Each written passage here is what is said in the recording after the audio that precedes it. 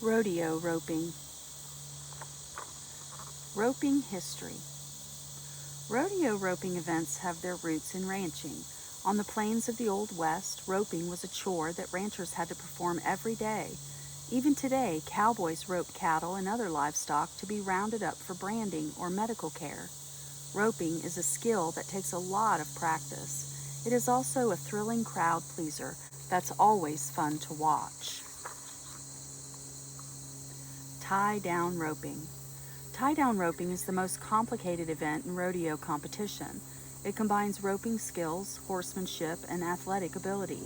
Cowboys compete against the clock to see who can rope and tie a calf in the shortest time.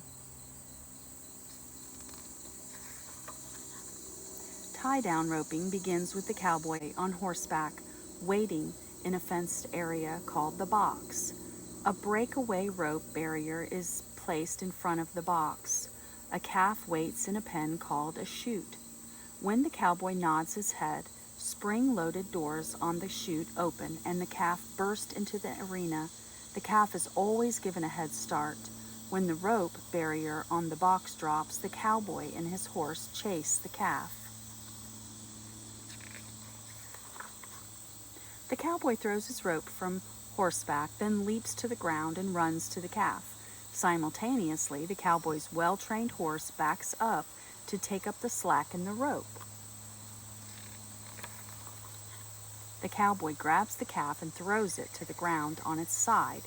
He then ties the calf with a 6-foot rope called a piggin string. He ties 3 legs together using a 1/2-inch knot called a hui. Then the roper throws his hands in the air to signal he's finished, and the timer stops.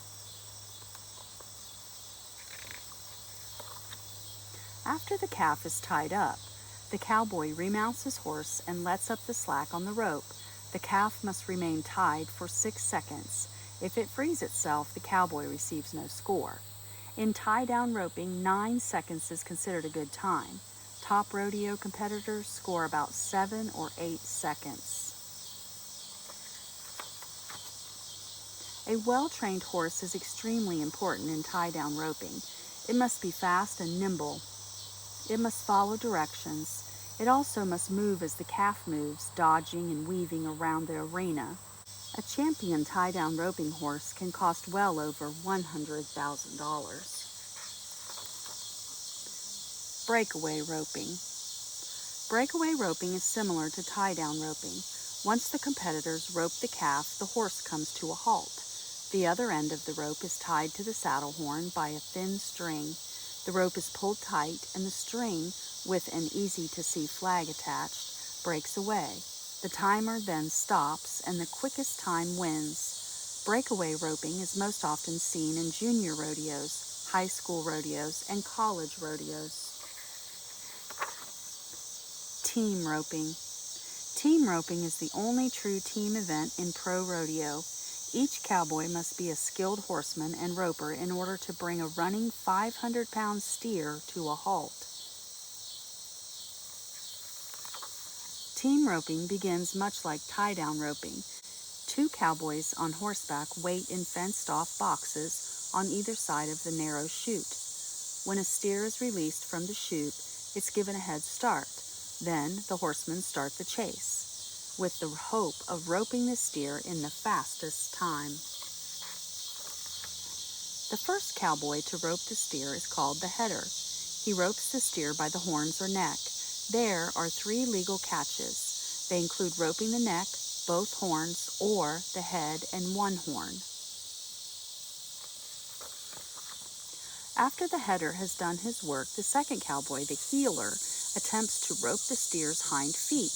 The timer stops when both cowboys' horses are turned to face each other.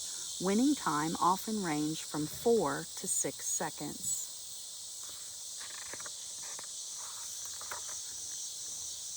Well-trained horses are very important in team roping. American quarter horses are often used. They have good cow sense and can anticipate a steer's movements. Their training is specialized, depending on if they are ridden by headers or heelers. Rodeo roping.